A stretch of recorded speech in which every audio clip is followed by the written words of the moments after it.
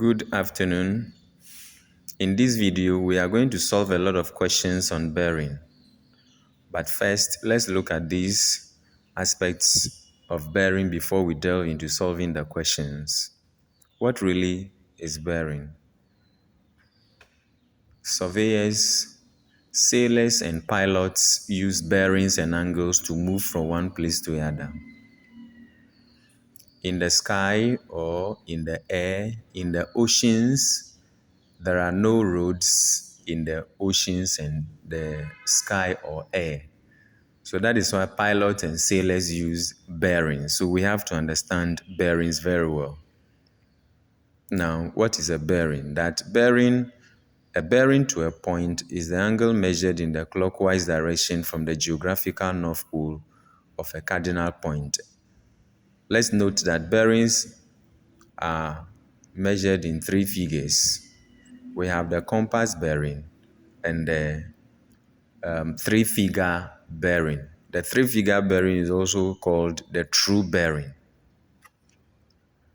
Now, to understand bearing very well, we have the four cardinal points. And the four cardinal points, north, east, south, and west. We have the first quadrant, second quadrant, third quadrant, and the fourth quadrant. Now let us look at the angles that fall within the first quadrant. Angles in the first quadrant. Angles in the first quadrant.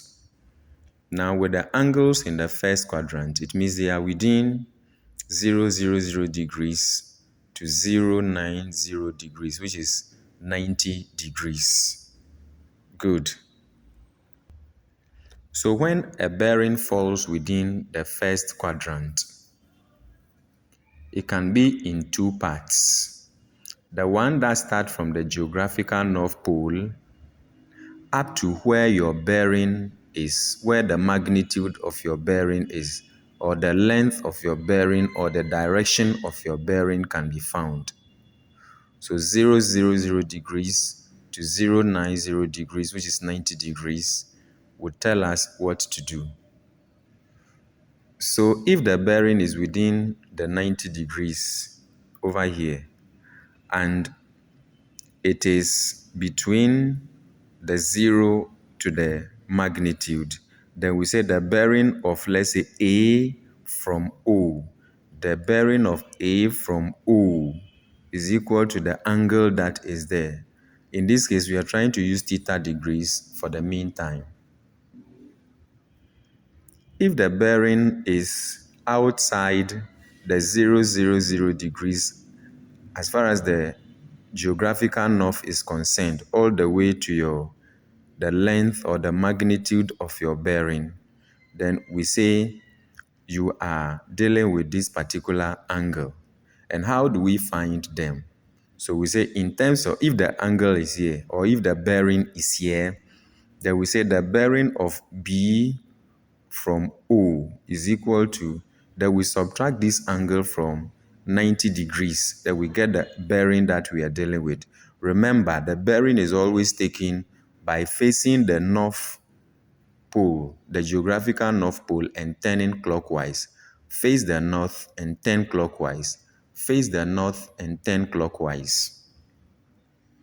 So in these examples, when the bearing is from the geographical North Pole to the magnitude of the bearing, then it is found over here. Then we say the bearing of A from O is the 52 degrees. So the bearing of A from the O is 52 degrees.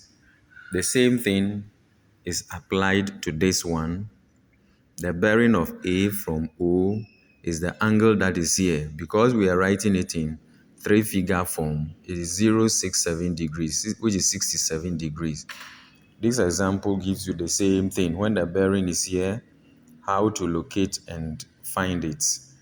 When the bearing is here, how to identify that this is the geographical North Pole, turn clockwise, and you come and find your angle over there. So take a good look at it and enjoy it.